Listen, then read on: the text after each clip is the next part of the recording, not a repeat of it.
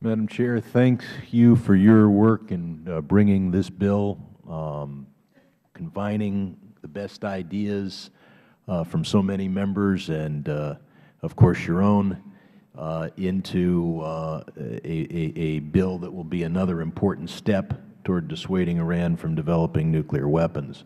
We have to create a circumstance where the regime in Tehran has to choose between its nuclear weapons program and regime survival. We owe a special debt of gratitude to the mullahs who run Iran, because it is their incompetence and corruption that creates some risk to regime survival, even at a time when oil is selling at historically high levels. And we owe a debt to the Iranian people who came close to overthrowing this regime recently and who pose a real threat to its survival. But the steps we've taken to date, and even the steps that we plan to take today, are just steps along the road. The Journey of Many Miles continues today with one more important step. We're going to have to do even more than this to cause this regime to have to fear for its survival.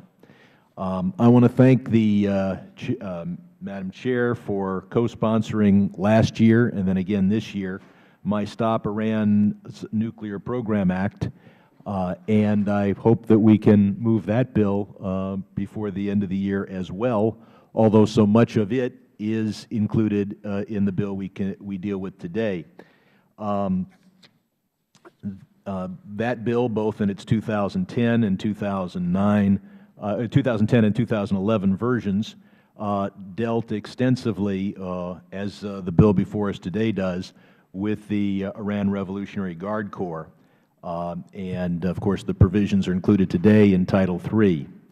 That corps includes the Quds Force, which was identified as the masterminds behind the threats to Saudi diplomats here on our soil, but just as importantly plays a critical, some would say a majority role in the Iran economy and in its nuclear program.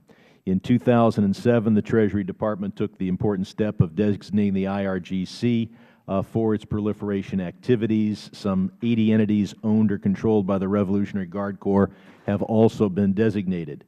While this has caused some non-U.S. companies to shy away from business with those entities, some have continued to do so.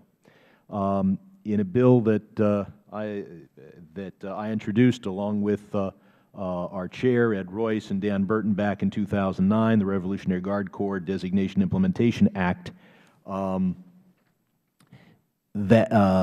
which I think serves as a basis for Title III of today's bill, we make it clear that if you do business with the Revolutionary Guard Corps, you can't do business with the United States. This bill today, to the credit of its author, will tell, for example, Mercedes, if you sell trucks to the Quds Force, you're not selling trucks in the United States. Like the Stop Iran Nuclear Program Act of 2010 and then the new one of 2011, this bill deals with sovereign debt, the Halliburton loophole, sensitive Internet technologies, aircraft parts and repair, and an authorization for State governments to take action. Let me review those important provisions. It prevents companies from loaning money to Iran, whether in dollars or euros or any other currency. It tells the foreign incorporated subsidiaries of U.S.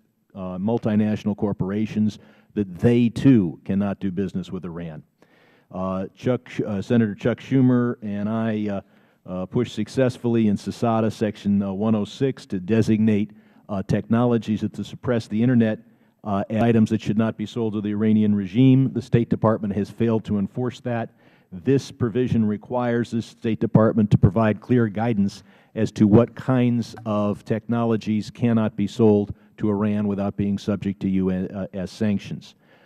This bill prohibits aircraft parts and services to Iran, though their so-called civilian planes have been used for a variety of nefarious missions, including resupplying Assad's bloody suppression machine in Syria.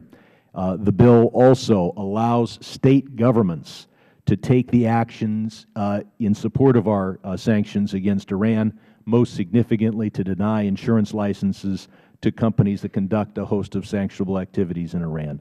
This bill is an important first step. It includes many important provisions. We need to pass it into law as quickly as possible, and then we need to look at the next step. I yield back. Thank you so much, Mr. Sherman. Ms. Schmidt of Ohio is recognized. Thank you, Madam